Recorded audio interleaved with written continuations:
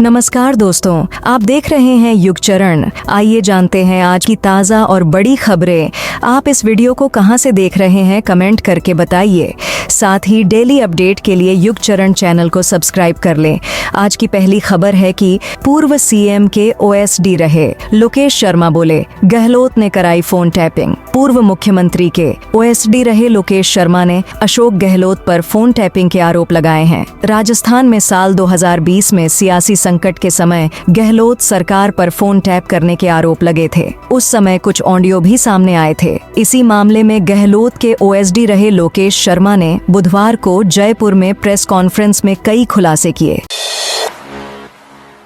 राजस्थान में दूसरे चरण की 13 सीटों पर प्रचार थमा। लोकसभा चुनाव के दूसरे चरण के प्रचार का शोर कल शाम 6 बजे से थम गया। अब प्रत्याशी डोर टू डोर जनसंपर्क करेंगे। 26 अप्रैल को प्रदेश की 13 सीटों पर वोटिंग होगी। प्रचार के अंतिम दिन अपने अपने प्रत्याशियों के समर्थन में पार्टियों ने पूरी ताकत झोंक दी। पूर्व सीएम अशोक गहलोत ने अपने बेटे वैभव गहलोत के समर्थन में जालोर में रोड शो किया। डिप्टी सीएम दिया कुमारी ने भीलवाड़ा में भाजपा प्रत्याशी दामोदर अग्रवाल के समर्थन में रोड शो किया। अभिनेत्री कंगना रनौत ने जैसलमेर में बाड़मेर लोकसभा सीट से प्रत्याशी कैलाश चौधरी के समर्थन में रोड शो किया। गर्मी में सरकारी प्राइवेट स्कूलों में यूनिफॉर्म पहनने से छूट। राजस्थान के सरकारी और निजी स्कूलों में बच्चों को गर्मी में यूनिफॉर्म पहनने से छूट मिली है। असेंबली भी खुले मैदान के बजाय कवर्ड एरिया में करवाई जाएगी। इसके अलावा आंध्र प्रदेश की तर्ज पर लंच बेल की तरह पानी पीने की भी घंटी बजेगी, ताकि स्टूडेंट बार बार पानी पी सकें। प्रदेश के कई जिलों में गर्मी का प्रकोप बढ़ने और आने वाले दिनों में हीट वेव की आशंका को देखते हुए शिक्षा विभाग ने बुधवार को 4 पेज की गाइडलाइन जारी की है। जैसे सरकारी और प्राइवेट स्कूलों में लंच बेल की तरह वाटर बेल बजानी होगी।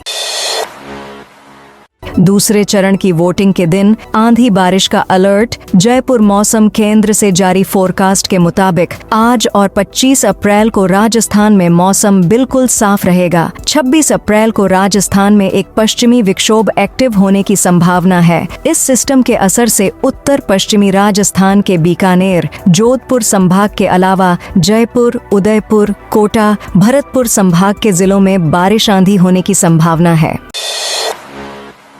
इलेक्शन कमीशन ने पीएम की स्पीच के खिलाफ जांच शुरू की। इलेक्शन कमीशन ने प्रधानमंत्री नरेंद्र मोदी के बांसवाड़ा में दिए गए बयान की जांच शुरू कर दी है। पीएम मोदी ने राजस्थान के बांसवाड़ा में कहा था कि अगर कांग्रेस सत्ता में आई तो लोगों की संपत्ति को मुस्लिमों में बांट देगी। साथ ही पीएम ने पूर्व प्रधानमंत्री मनमोहन सिंह की उस टिप्पणी का भी जिक्र किया था, जिसमें उन्होंने कहा था कि देश के संसाधनों पर पहला अधिकार अल्पसंख्यकों का है। पीएम के इस बयान के खिलाफ कांग्रेस और सीपीआईएम ने चुनाव आयोग में अलग अलग शिकायतें दर्ज कराई थीं।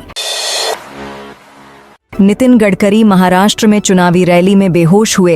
केंद्रीय मंत्री नितिन गडकरी महाराष्ट्र के यवतमाल में चुनावी रैली के दौरान बेहोश हो गए। वे यहां एनडीए की शिवसेना प्रत्याशी राजश्री पाटिल के समर्थन में चुनावी रैली को संबोधित करने आए थे। गडकरी बोल ही रहे थे कि अचानक उनकी तबीयत बिगड़ी और वे बेहोश हो गए। मंच पर मौजूद लोग उन्हें अस्पताल ले गए।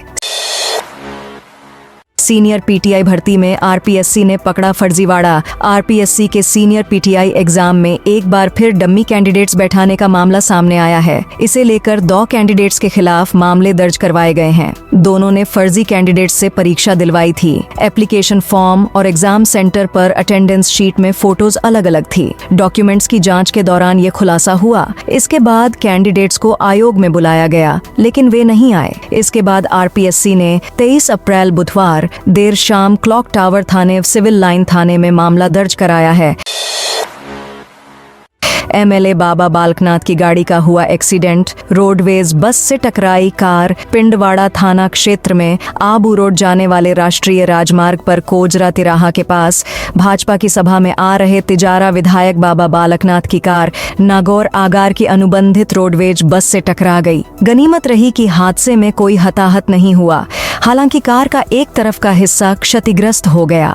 जानकारी के अनुसार लोकसभा चुनाव को लेकर शिवगंज में आयोजित सभा और स्वरूपगंज में आयोजित एक कार्यक्रम में शामिल होने के लिए तिजारा विधायक बाबा बालकनाथ कार से आ रहे थे। अमेठी से राहुल, रायबरेली से प्रियंका का चुनाव लड़ना तय। अमेठी से राहुल गांधी और रायबरेली से प्रियंका गांधी का चुनाव लड़ना तय है।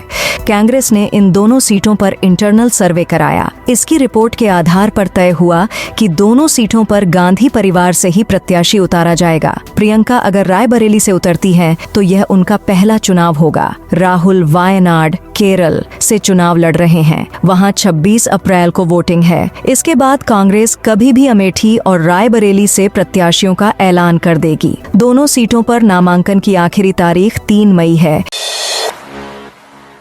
यहाँ 5वें फेज में 20 मई को वोटिंग होगी। कोटक महिंद्रा बैंक नए क्रेडिट कार्ड जारी नहीं कर सकेगा। भारतीय रिजर्व बैंक ने बुधवार को कोटक महिंद्रा बैंक को तत्काल प्रभाव से नए क्रेडिट कार्ड जारी करने से रोकने का निर्देश दिया। इसके साथ ही ऑनलाइन और मोबाइल बैंकिंग चैनलों के माध्यम से नए ग्राहकों को जोड़ने पर रोक लगा दी गई है। 17 मई से स्कूलों में गर्मी की छुट्टियां। श्रीगंगानगर जिले में प्राइवेट और सरकारी स्कूलों में 17 मई से गर्मी की छुट्टियां हो जाएंगी। इन स्कूलों में 29 अप्रैल तक परीक्षा चलेगी। इसके बाद करीब 1 सप्ताह टीचर्स को रिजल्ट तैयार करने, आंसर शीट जांचने और रिजल्ट अप्रूव करवाने के लिए मिलेगा। 7 मई को रिजल्ट की घोषणा की जाएगी। जिले में कक्षा 1 से 4 की परीक्षा मूल्यांकन आधारित होगी। कक्षा 5वीं की बोर्ड परीक्षा होगी। कक्षा 6 और 7 की परीक्षा स्कूल स्तर पर और कक्षा 8 की बोर्ड परीक्षा होगी। रामदेव बालकृष्ण ने विज्ञापन केस में दूसरा माफीनामा छपवाया। पतंजलि, बाबा रामदेव और बालकृष्ण ने बुधवार को अखबारों में एक और माफीनामा छपवाया। इसमें बिना शर्त कोर्ट से माफी मांगी गई है। पतंजलि पर अखबारों में विज्ञापन देकर एलोपैथी के खिलाफ निगेटिव प्रचार करने का आरोप है। मामले पर सुप्रीम कोर्ट में सुनवाई चल रही है। इससे पहले 22 अप्रैल को भी पतंजलि ने 67 अखबारों में माफीनामा छपवाया था। तो दोस्तों, ये थी आज की बड़ी और ताज़ा खबरें। आप इस वीडियो को कहां से देख रहे हैं, कमेंट में अपने जिले का नाम जरूर लिखें। साथ डेली अपडेट के लिए युगचरण चैनल को सब्सक्राइब जरूर करें।